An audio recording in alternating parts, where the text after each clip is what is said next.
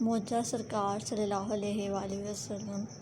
سیدنا عمران بن حسین رضی اللہ تعالیٰ عنہ راوی ہیں کہ ہم لوگ ایک سفر میں سید العالمین صلی اللہ علیہ وآلہ وسلم کے ساتھ تھے۔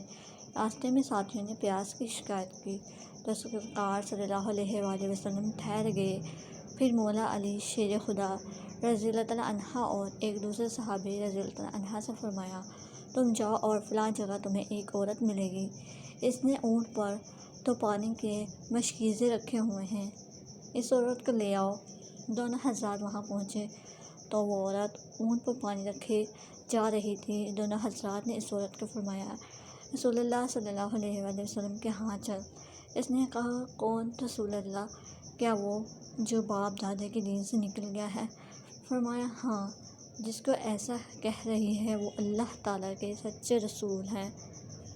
الحاصل اس عورت کو لے کر دربار رسالت میں پہنچ گئے اور سرکار صلی اللہ علیہ وآلہ وسلم کے حکم سے وہ دونوں مشکیزے اتار لیے گئے اور ایک برتن میں حضور پاک صلی اللہ علیہ وآلہ وسلم نے پانی ڈال دیا اور اس پر رسول پاک صلی اللہ علیہ وآلہ وسلم نے کچھ پڑھا اور پھر پانی مشکیزوں میں ڈال دیا گیا۔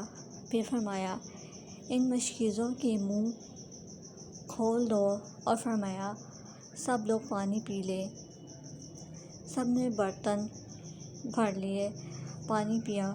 وہ عورت کھڑی دیکھ رہی تھی کہ یہ کیا ہو رہا ہے اور مشکیزوں سے پانی کم نہیں ہو رہا بلکہ پہلے سے مشکیزیں زیادہ پر نظر آ رہے ہیں۔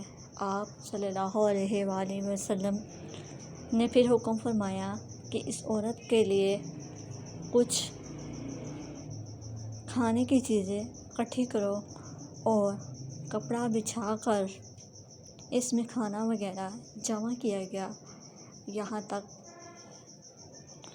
کہ وہ کپڑا بھر گیا اور وہ سارا کچھ اس عورت کو دے کر فرمایا، بی بی، ہم نے تیرے پانی سے کچھ نہیں لیا بلکہ ہمیں اللہ تعالیٰ نے پانی پلایا ہے۔